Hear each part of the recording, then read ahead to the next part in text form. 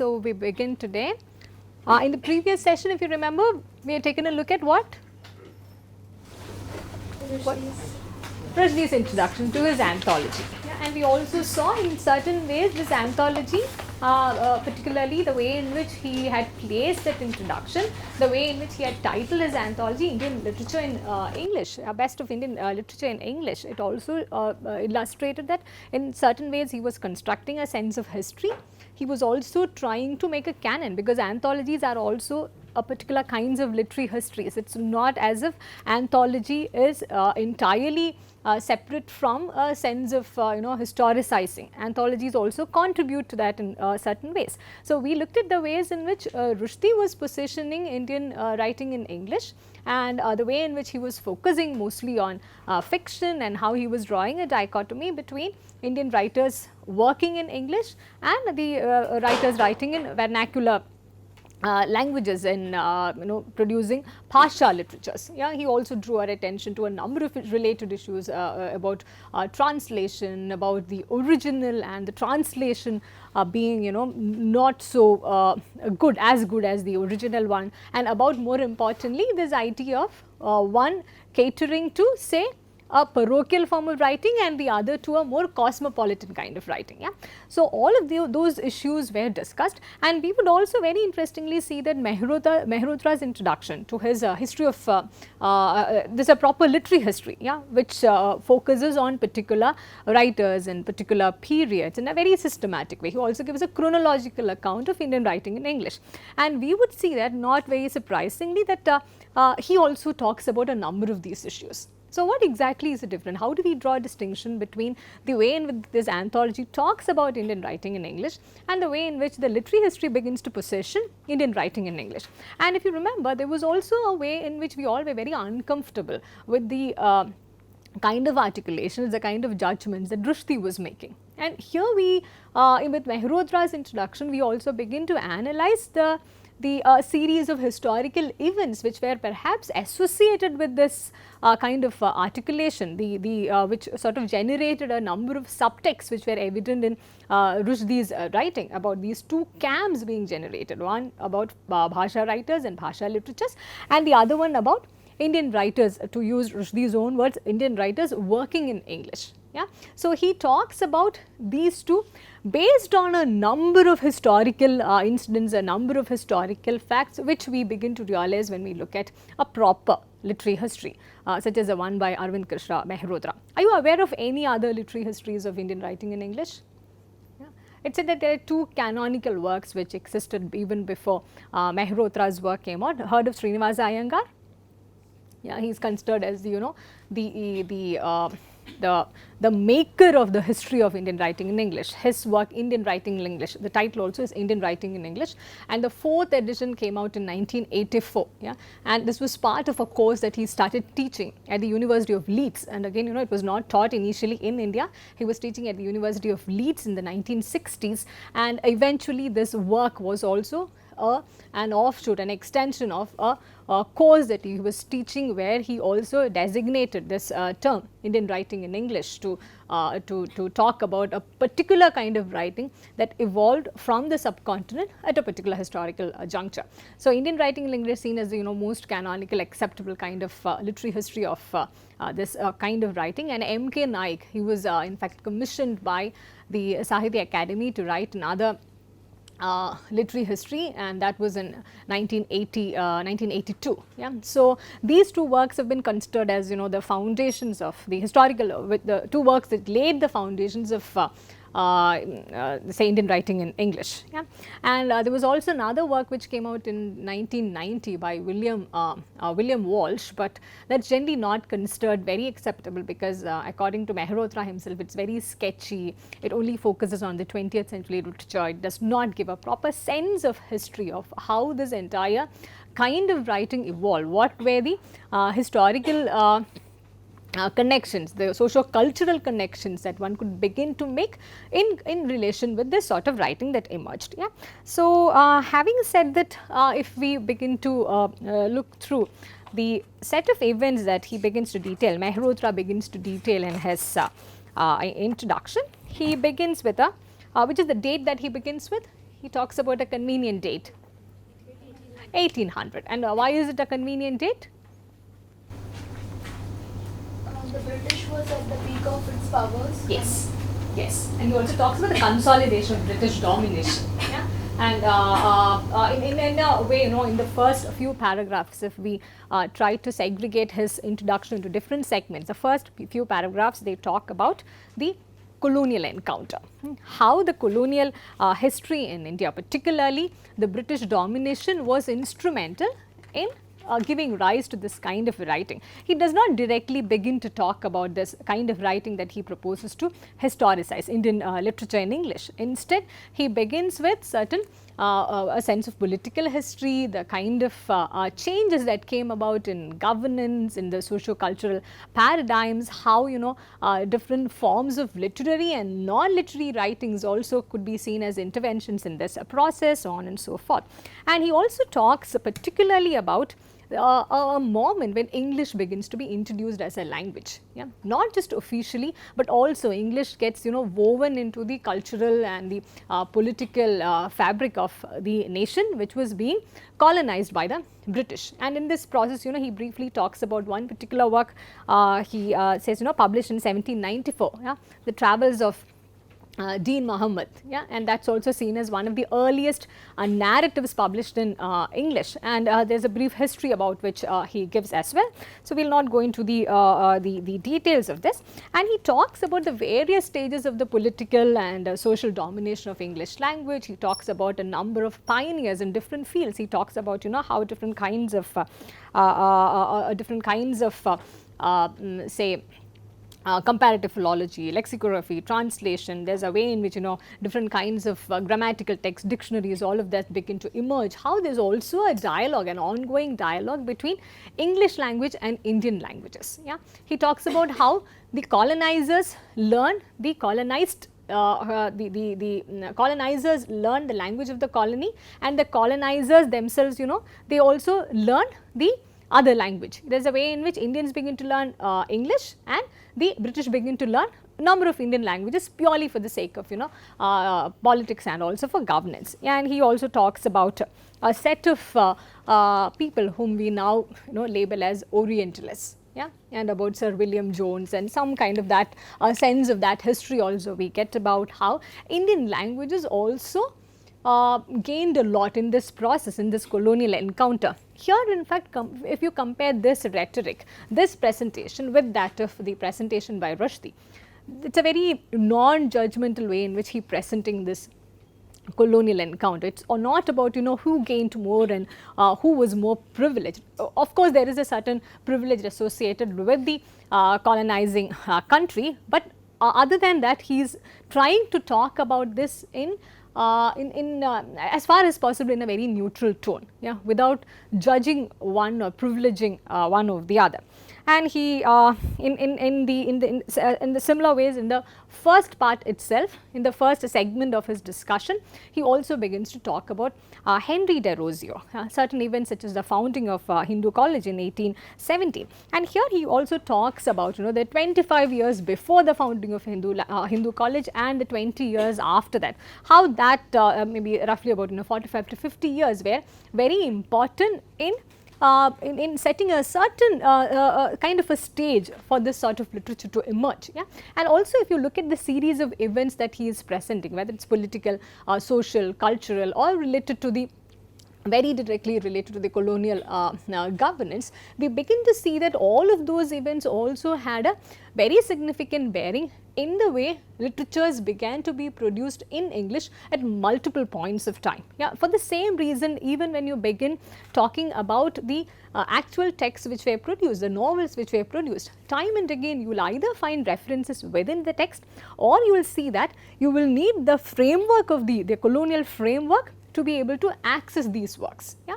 So, which is why it makes perfect sense to talk about Indian writing in English as a post-colonial writing, yeah, and particularly from the moment Rushdie happens, it's a very typical kind of post-colonial writing which is being generated.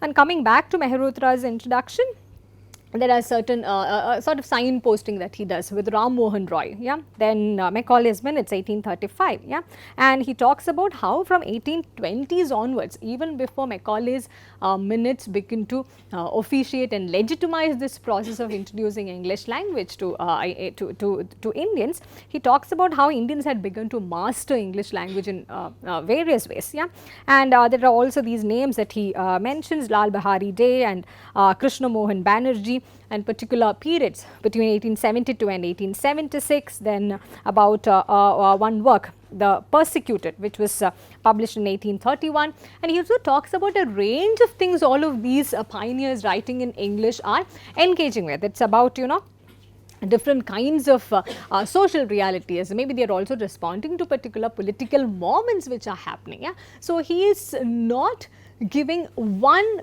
particular sudden abrupt starting point for Indian literature in English. On the other hand, he is actually setting a stage for a certain kind of writing to emerge. Yeah, and 1835. Yeah, what's it, other than Macaulay's Minutes, what else happens in 1835? He talks about the publication of one particular work by Kailash Chandra Dutt. Which is this work?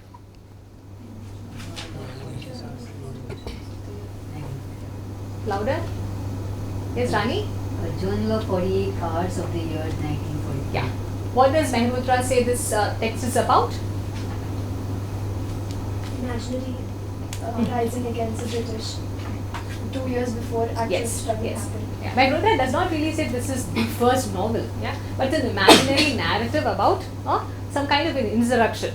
Yeah. And this incidentally, look at the year also, 1945. He also talks about, you know, it's almost close. It's so close that, you know, it's the coincidence is very surprising. It's quite close to 1947.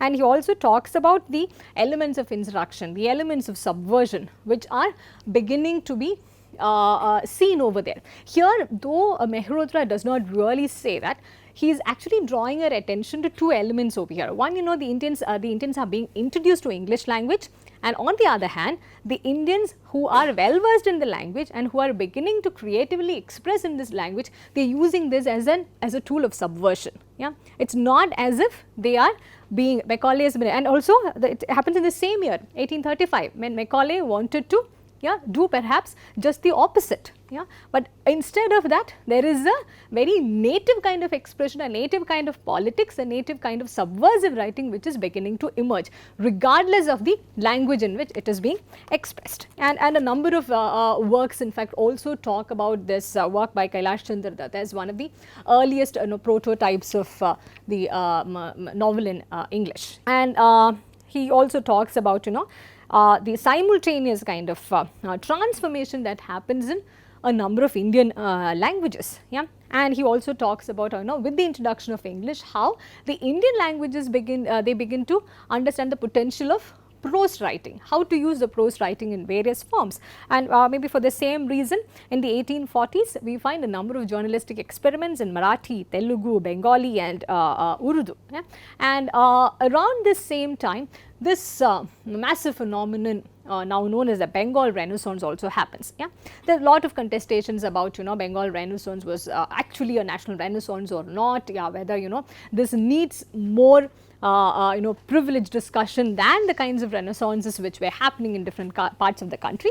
Regardless of that, we begin to see that Bengal Renaissance played a very definite role in the shaping of this new kind of literature which was yet to emerge. Yeah, and there are particularly two names that Mehrotra talks about, Michael Madhusudan Dutt and Rangalal Banerjee, and he talks about how they could also be seen as the products of Bengal Renaissance, could also be seen as products of intellectual and cultural awakening in the nation. And again, you know, a little later we will also soon begin to see how this ties up with the nationalist awakening also. Yeah, how this also becomes one of the forums through which nationalist articulations are also being projected.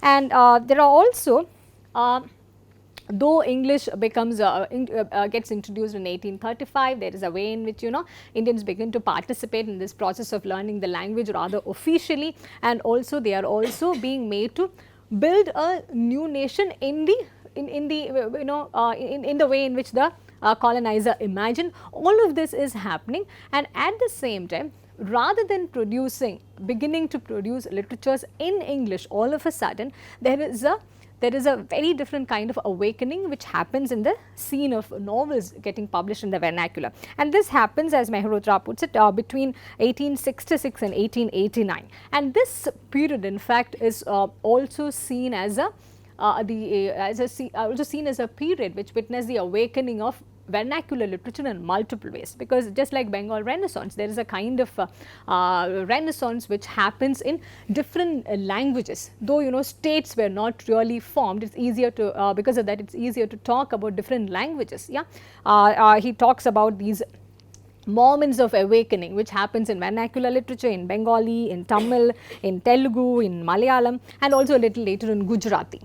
And he devotes some time to talk extensively about what happened in the scene of Malayalam novels. He talks particularly about the success of which work? Indulekha, which was published in 1889. And here again see this connection. 1835 is the time when Macaulay's Minutes is being introduced. There is also a way in which a certain class of Indians also have access to official English education. So if you calculate this on the basis of the time elapsed between say 1835 and the late 1880s, it's also evident that a particular social class was also getting trained in English language, just like they were getting well versed in their own languages. As many other critics and historians would time and again point out, the ones who were writing in English and the ones who were writing in the vernacular tongue, both of them were equally well versed in English language. It's a matter of choice that they begin to exercise.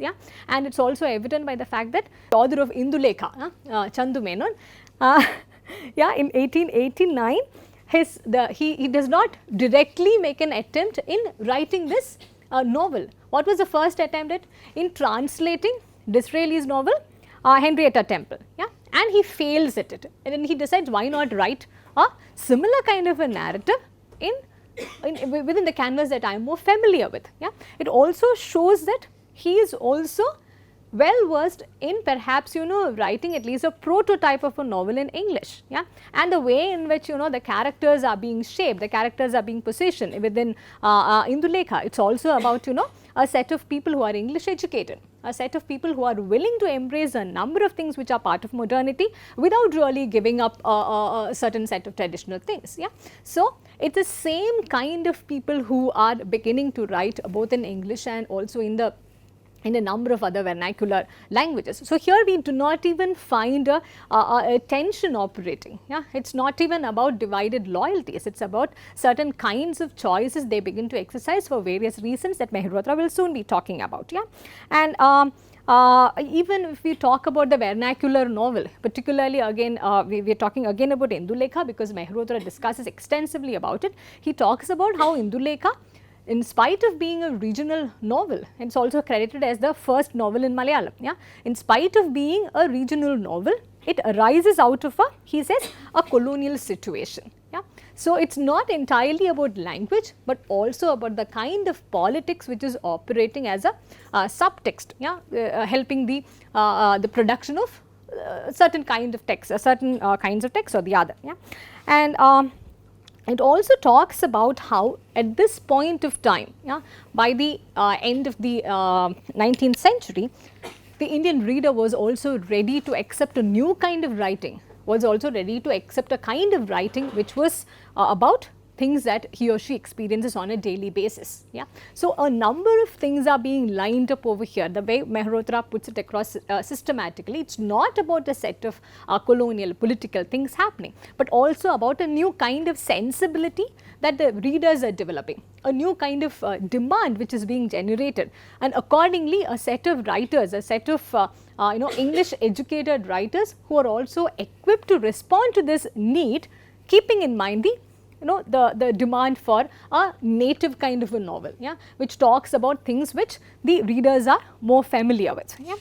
And in the third part of Mehrotra's introduction, he talks about the exposure to English, the exposure that the educated Indians were getting to this English language, and the exposure to English language also led them to to experiment with new kinds of genres, new kinds of writing, such as they are being introduced to realist novel, to blank verse, to the sonnet form, because these are all very Western genres. And also keep in mind this fact that if you remember the history of novel that you did in the previous semester, it's also about how novel was a young genre related to the making of the nation, related to the emergence of the nation even in the Western scenario. Over here we find this getting replicated.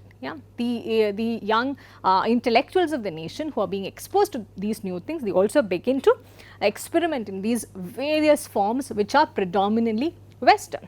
But around this time, in fact, a certain sense of misgivings about writing in English also begin to develop, and it's in this Mehrotra also wonders whether this is because the coming together of many factors like Macaulay's minutes on one hand, and also this emergent mother tongue syndrome and nationalist movement, and also a certain kind of nativism which he does not really promote.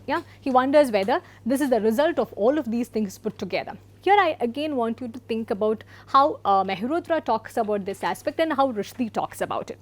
Rushdie talks about the a sense of parochialism or nativism that he thinks only the regional readers are capable of displaying. He talks about that as a vice which is inherently part of their intellectual tradition, the kind of linguistic choices that they make. But here on the other hand, we get a more balanced view of both these elements working together, because he also talks about the politics, the nationalist feelings which are in operation behind this, these set of misgivings about writing in English. It's not always about certain personal belief systems, but it's also about how certain personal belief systems come in conflict with what they see as more nationalist or anti-colonial. So, here we also get a sense of how certain attitudes against English language or against writers in English language began to develop. It was in the context of nationalism, it was in the context of a very anti-colonial feeling. And having said that, he talks about the emergence of proto-nationalism, the intervention of Gandhi in particular, how Gandhi also, it seems, had an opinion about writers choosing to write in English or in one of the native languages, how those opinions also influenced particular choices. And he talks about how the national movement, he particularly mentions Tilak, how he also felt this need for a common language in order to fight for a common national cause. And we all know how all of those did not really become practical solutions in the long run, how English eventually became almost a national language, though it is not really still not a common language for the rural and the urban India, connecting all of them together. There are lots of contestations and debates that one could have about it, but it's equally significant to know that the same status was not achieved by any vernacular language either. So, it's a very complicated, complex political situation over here. It's not as simple as, say, Rushdie would make it out to be in his introduction. It's not as simple as in the sense, it's not as if all the vernacular languages, they all can sit together comfortably without any conflict with each other. Mehrotra gives us a detail about, the anti-Hindi agitations, the need for the language bill, how an intervention, a constitutional intervention was also needed to resolve this equation. It was not just about certain feelings that people had. It was not just about certain personal choices. It was about, a number of things which were at play. So, this sort of a sense of history is very important to us when we address Indian writing in English, because it's also important to get a sense of how, though disconnected all of these forms of writing are, it's a shared history from which the politics, the post-colonial politics which informs both regional writing and writing in English, yeah, it all emerged from, like, you know, one of the commentators would say, from the same crucible of colonial modernity. Yeah. And the same thing, you know, if you undertake a more serious reading of your own literatures, yeah, literatures in the vernacular, yeah, and for an understanding of the history of those writings also, you need to go back to the colonial history perhaps. Yeah. So, think about, you know, some of the earliest novels that you are familiar with, how they respond to certain colonial realities or certain nationalist realities, and how that is different from the way in which, say, Indian writing in English responds to. Maybe these are some of the things that you can also consider as your assignments or your as topics for your presentations, to think about, you know, how there is a way in which you can bring both these elements together rather than seeing them as two different kinds of writing who are perpetually in two different camps in conflict with each other. Yeah. And yes, and then he talks about three different moments, three different kinds of births that happen in connection with particularly the production of writings in English language, Indian writings in English language. Which are those three moments? Which is the first moment, the first, when does the first novel in English gets published? 1864, what happens? Yeah, Rajmohan's wife.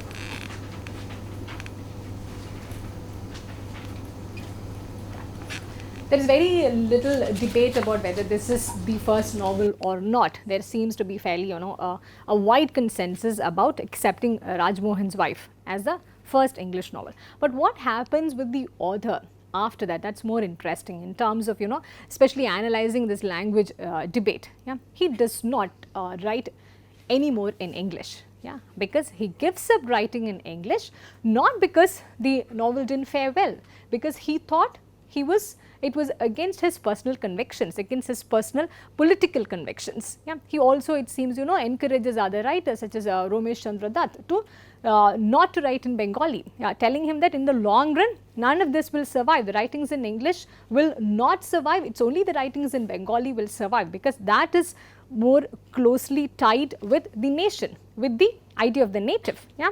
And which is the second moment that he identifies? Yeah.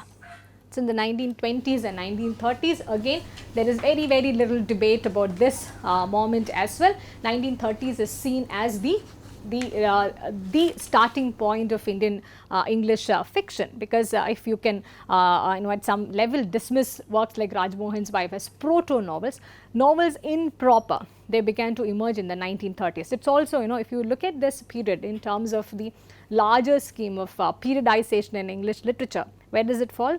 1920s and 1930s? Which is the literary period? Modernism. Yeah. And most of these writers, the well-known canonical writers of Indian writing in English, were writing in the 1920s and 1930s. They were also apparently in close touch with the leading modernist figures in Britain. Yeah. So, they adopt all kinds of Western standards, but it is not as if they begin to write modernist novels, because we are still beginning. 1930s is still the starting point for us. Whatever happened in Britain in 18th century happens in India in the early 20th century. Yeah. So, it is not really as if thematically they begin to write modernist fiction, but they write nationalist fiction, and nationalism at that moment, it had all narrowed down to a single man. Who was that? Gandhi. It was Gandhian fiction. Yeah. So, whatever, it was easy to, the camps were very, very clear at that point of time. Either you are with Gandhi or you are not with Gandhi. Yeah. It didn't even really matter who you were with. The only thing that a concern was whether you are with Gandhi or not with Gandhi. Yeah. So, it is in this context that we also need to see the emergence of alternate literature. Yeah. Yeah. We are not really digressing, but I want you to keep this point in mind when you talk about the emergence of different kinds of literatures which did not become part of the canon in the 1920s and 1930s. It was also the kind of literature which spoke about a different kind of nationalism, a different kind of post-coloniality which was yet to come. Yeah. For instance, Dalit literature. Yeah. For them, this was not Gandhian fiction. this framework of identifying Gandhi as the starting point, Gandhian fiction as the starting point, will not sit well with, say, for example, Dalit writers, yeah, because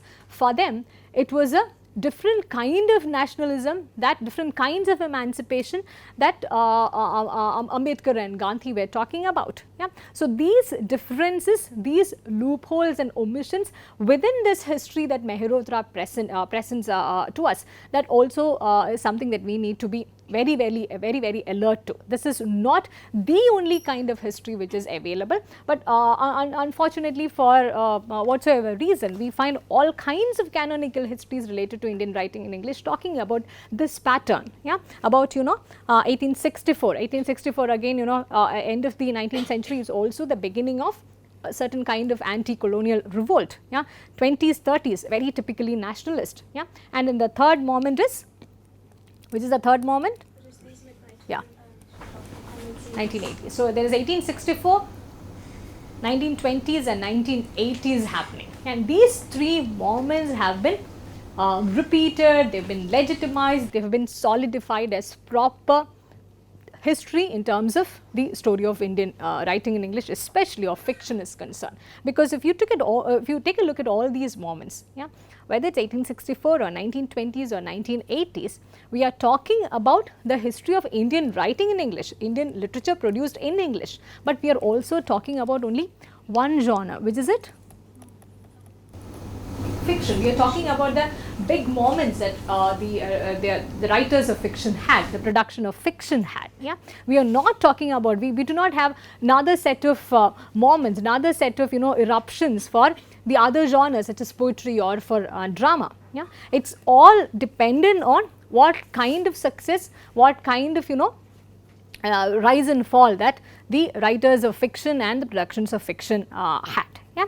So, this is again something that we will be coming back to time and again, the kind of history telling which is also corollary to the different kinds of productions that fiction had. Yeah. And again, if you look at 1920s and 1980s, there are two different yardsticks which are being used to say prioritize 20s and 80s. In the 20s, it is about nationalist movement. In the 80s, it is about a global market which is functioning. Yeah, it is about Rushdie. Why does Midnight's Children become a big event? Because of, what did it get? What prize did it get? Booker. Yes, because of the event of the Booker. Yeah, and also in coming back, there was a preface that Mehrotra gives, editor's preface, just before the introduction. I think you have the last para of it in the first page. He talks about this work, an enterprise, it is this, which tries to cover all the important literary ground from Rammohan Roy to Arundhati Roy. Yeah. So, the way he bookends this, yeah, it is from the nationalist event, from a nationalist figure to a Booker event. Yeah. So, and also if you look at any canonical discussion on Indian fiction, yeah, there is a way in which they always conveniently bookend it. If you are talking about late 20th century, it is from Rushdie to Arundhati Roy. Yeah. And there is also a sudden kind of a sense of lack soon after Arundhati Roy, yeah, because you do not know whom to talk about. Yeah. Because there is a way in which, just like nationalism dictates particular kinds of canon formation, the global market, it begins to dictate canon formation from the 1980s onwards. Very briefly, Mehrotra also draws our attention to it. Yeah.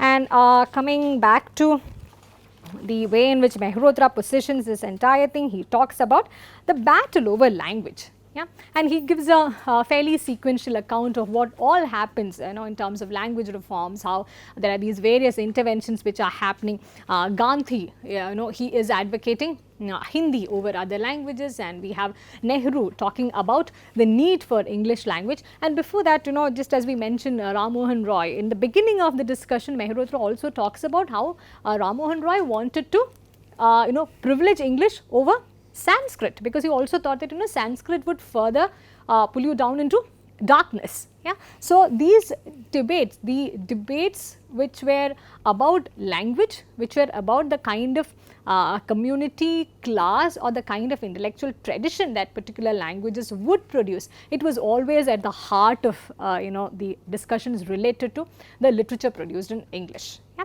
And he also briefly draws our attention to Gandhi's opposition to English. Yeah, he talks about something Gandhi wrote in his work Young India in 1921. But at the same time, there is also another picture that we get over here, that Gandhi also, it seems, told the author of Untouchable. Who is the author of Untouchable? Mulk Raj Anand. Yeah, language is just a medium of communication. Yeah, it's all about how well you want to communicate. Language doesn't really matter at all. So we do not really know whether Gandhi was always like against writing in English. There's a sense of privileging that he had given politically to Hindi, but we do not get a sense of whether he was against writing in English or not. Again, as an extension of the language discussion, which is now part of a lot of Dalit literature also. They have a very different idea about this language debate happening. If you look at the body of work produced by Gandhi and the body of work produced by Ambedkar, yeah, do you have any idea in which language both of these people wrote? Yeah. In which language did Gandhi write mostly?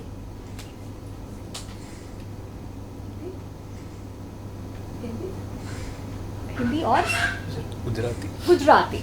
Yeah, and most of his works were translated, yeah, for that to become available to a wider public. In which language did Ambedkar write mostly? English. He wrote mostly in English. But think about the accessibility and availability of the works. Yeah. Gandhi's work is part of a wider corpus. It's part of a wider narrative.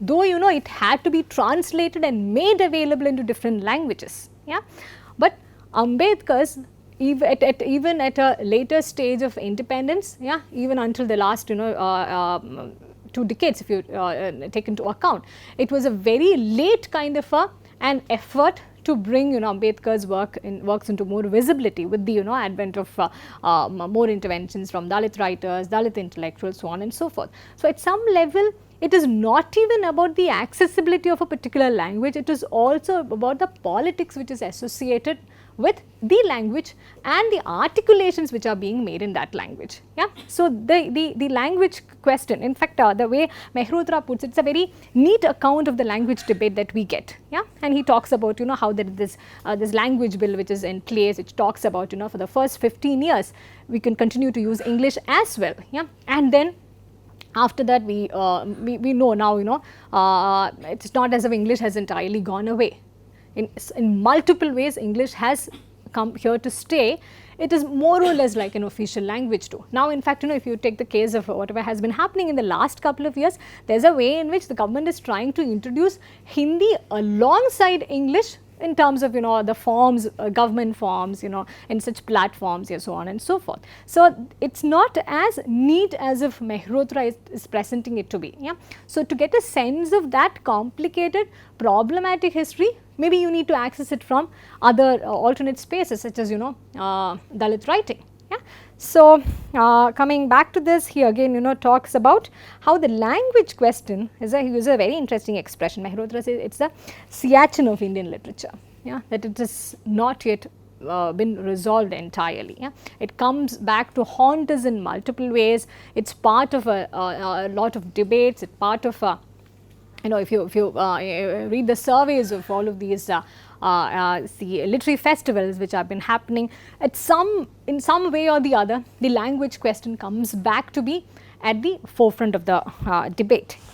And moving on, in the 4th section, he talks about the animosity towards Indian literature in English. Yeah, he also talks about how, in that sense, English is also associated with certain elite privileges. Yeah. Again, about this aspect also, the Dalit writers have a very different take, because for them, Macaulay is not a villain. The way in which nationalist conventional history has been presenting Macaulay, it's the position of a villain that he's been accorded to. Yeah, because he spoke about generating a set of Indians who are more or less like clones of the British, yeah, clones of the colonial thinking. Yeah. But on the contrary, there are a lot of Dalit writers, a lot of Dalit intellectuals who consider Macaulay as the savior. Yeah. Because if Macaulay had not brought in this alternative language of English, yeah, what would have been the what's the alternative that we have? Is it Sanskrit? Yeah, then it's always already the language of gods and thereby accessible to only a certain class, a certain community, certain sets of people. So, in certain ways, you know, the language debate that we talk about as part of the history of Indian writing in English, the history of nationalism movement, it's again, you know, it's narrated in a very lopsided way. Yeah. So, again, you know, I encourage you to include these things when you think about your projects, your assignments and your presentations, yeah, to get a holistic view of and also a more inclusive view of these debates and how it operates at multiple levels. Yeah. And coming back to Mehrotra, he also draws our attention to the aspect of bilingualism, because he talks about a set of writers who are who write both in English and in their vernacular tongue. Yeah. And he talks about how bilingualism is not just about two languages, it is also about two literary traditions, being part of two literary traditions. And maybe this the two camps that Rushdie identifies, yeah, about Bhasha writers and about writers working in English. Yeah. Maybe the difference is also there is a need for two camps, not just because it is two different languages or one language and many other languages, it is also because it is two intellectual traditions, because after a while the shared origin is not invoked much. Yeah.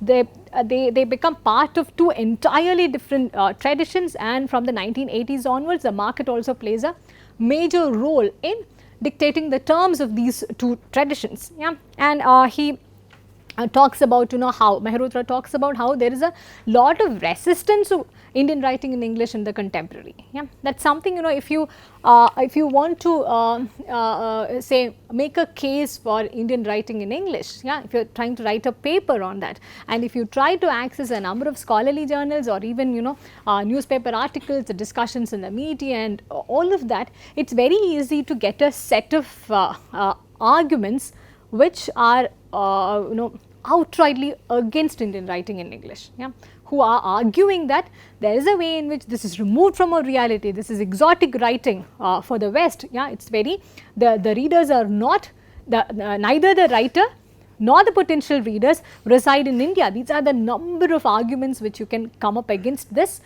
kind of writing which has been emerging. Yeah. So, maybe one of the challenges of this course, as in when you are going through different material, as in when you are going through the text, the novels, is also to, you know, push past these cliched kind of understanding in terms of language debate, in terms of, you know, the elite English versus the traditional parochial bhasha. So, maybe one of our challenges is also to push past beyond this and see what are the various ways, what are the new possibilities of engaging with this form of writing as a post-colonial form of writing. Yeah. Talking about the popularity that Indian English writing enjoys in the contemporary, he quotes a number of others, Mehrotra, and he also attributes this to the post-colonial times, yeah, to this and also post-colonial times along with the intensified conditions of globalization. Yeah, that's what it's these twin forces which are responsible for ensuring the success, fame, popularity and the ongoingness of Indian writing in English. Yeah, and then he talks about, you know, also the role played by the marketplace, publicity, the West-centric readers, yeah, so on and so forth.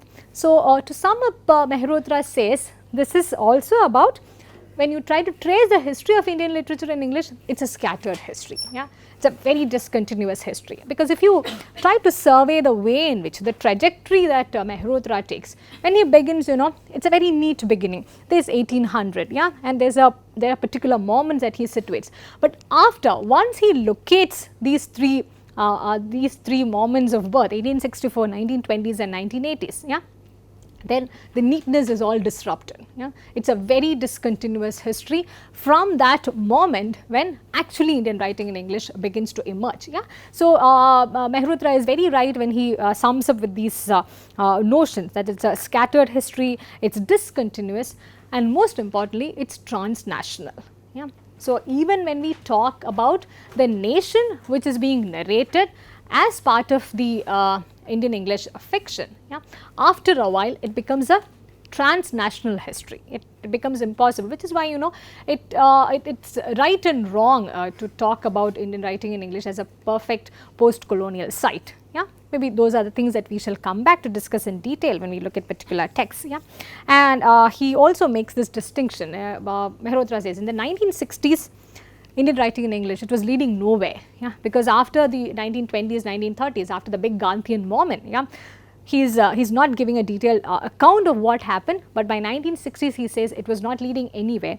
But then by 1990s, after the big moment of Rushdie, yeah, dictated by the market forces, dictated by the post-colonial framework and all of that put together, in the 1990s, they are also writing for export. Yeah, which is again, it is just seen as a good thing and also as a bad thing. Yeah, good thing in the sense we are there in the literary map, we are there in the post-colonial global map. Yeah, the writers are again forces, names to reckon with. Yeah, but again the flip side is also that, is this at the cost of the many other post-colonialities that the regional writers are also writing, are capable of producing, and is it at the cost of the visibility that they also could have perhaps received. So, this is the outline that Mehrotra gives. Yeah, again there are ways in which some of the chapters of this his own collection has they've departed in significant ways from some of the things that he talks about. They have come back to reiterate some of the things. Yeah, so we shall not be focusing entirely on Mehrotra. What we plan to do is throughout this course, we will be talking about these particular moments in the history of Indian English fiction. And we will also be talking about certain seminal texts which correspond to that moment. Yeah? And time and again we will also visit these introductions, these introductory statements that we made as part of literary histories, anthologies, etc. Yeah. For the next session I want you to read, yeah, because before we begin with a novel proper, because before we begin analyzing novels, I want you to be thorough with the sense of history which has been laid out, yeah, the stage setting which has been done for these set of writings, yeah, because we will not be coming back to look at history once we begin talking about novels. Yeah. So, maybe for 2 more sessions we will focus on what the others have spoken about the literary history. Can you read the material that have begun right after this? I think it's titled Beginnings. It's from Srinivasa Iyengar. Okay, the Beginnings, Rammohan Roy, and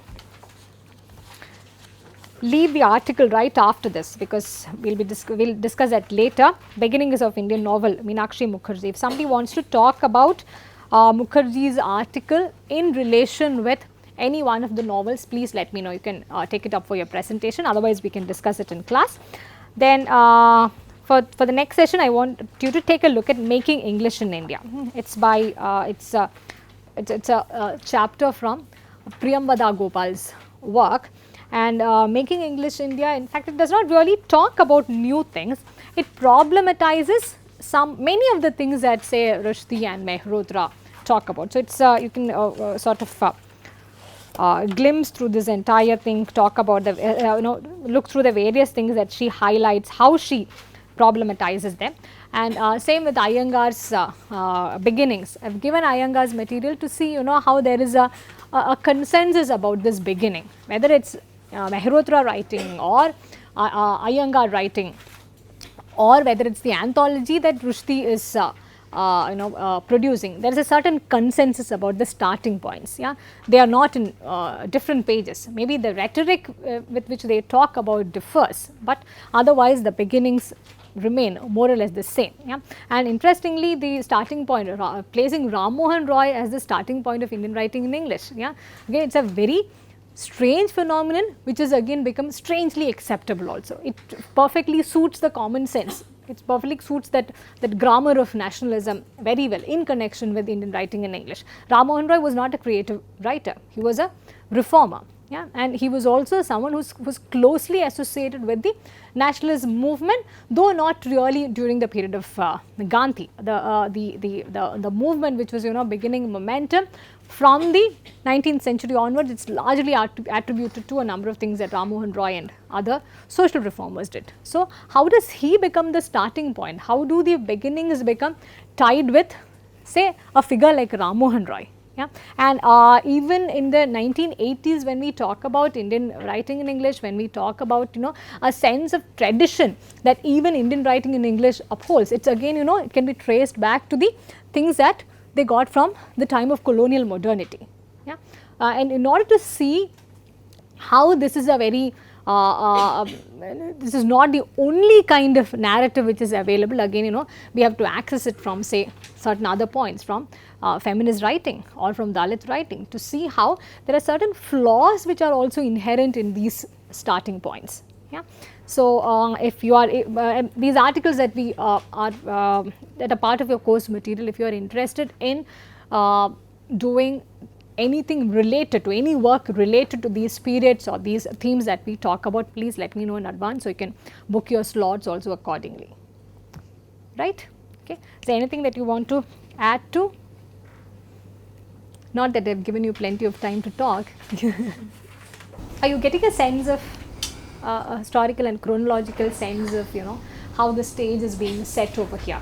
And again I mean, in the first class when we started talking about Rushdie, it's not as if we are never in a position to entirely praise Indian writing in English. Yeah, that's something very strange about Indian writing in English. The more you look at it from a post-colonial perspective, you also see how there are certain gaps, omissions and silences that we are very, very uncomfortable with. For that reason, with this course, I think the unlike many other courses, we talk about this object called Indian writing in English, and again totally unable to completely accept it. Yeah, we are in no point, maybe in every other session we will be talking about a lot of nasty things about Indian writing in English, and again come back to look at it. So, what is this compulsion? Yeah, if you don't like this space, if you are uncomfortable with this space, why are you being forced to look at this space over and again? Yeah. So, these are the questions perhaps we would begin to not really answer, begin to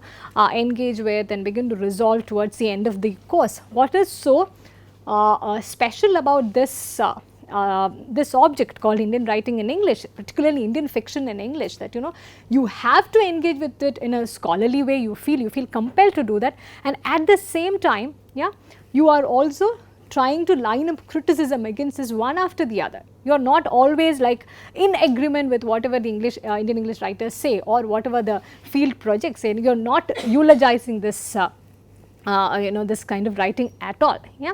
So, we do not know whether this is a post-colonial predicament that we are being forced into. Yeah. We are also part of that in multiple ways. Yeah. There are these market forces at work. There are these various realities which are operating. Yeah. You do not know whether to embrace one at the cost of something else. Yeah. It's if you think about many things which are happening to us at this moment. Again, just at the risk of digressing really a lot, when you talk about, say, something like postmodernism and post-colonialism, yeah, there is a way in which they cannot sit together.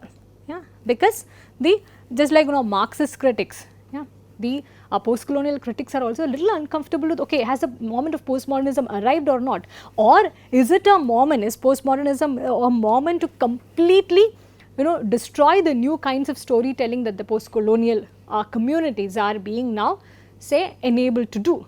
Yeah. So, this I feel that this field of Indian writing in English, particularly Indian fiction, there is an impossibility to look at it unless we are aware of this post-colonial predicament that we are forced into as part of the a set of people who are residing here. Yeah, but at the same time we know there is not enough tradition in us to call us as part of the vernacular quote unquote traditional writers, and we also feel that our modernity is incapable of dealing with the kind of dismissive attitudes that, say, people like Rushdie have. Yeah. So, we are perhaps caught in between. Maybe at the heart of this also lies our inability to, say, accept someone like Chetan Bhagat. Yeah. Again wholeheartedly accept Rushdie with all of his controversies, right. So, these things, the choices that we are making in terms of curricula, in terms of syllabi, in terms of the frameworks that we are using for discussion. Yeah. So, I wanted to continually be in this mode of questioning throughout this course, because there are, maybe you may find that the entire set of material that I bring to class is not agreeable to you at all. So, do we need a different framework altogether to talk about this? For example, you may realize that you really like, say, a text like Shadow Lines. You are really fond of how Rushdie writes, but at the same time it does not really comfortably sit with some of the things that you believe in, some of the things that you have already assumed about the post-colonial nation. So, is that discomfort a part of yourself? Is the discomfort being injected into you by some other forces, some other kinds of writings? So, be open to all of these questions, and I want you to actively engage with those sort of questions when you are making your presentations, you are working on your assignments. Right. So, I guess we will call it a day then. Okay. So, see you all in the next class.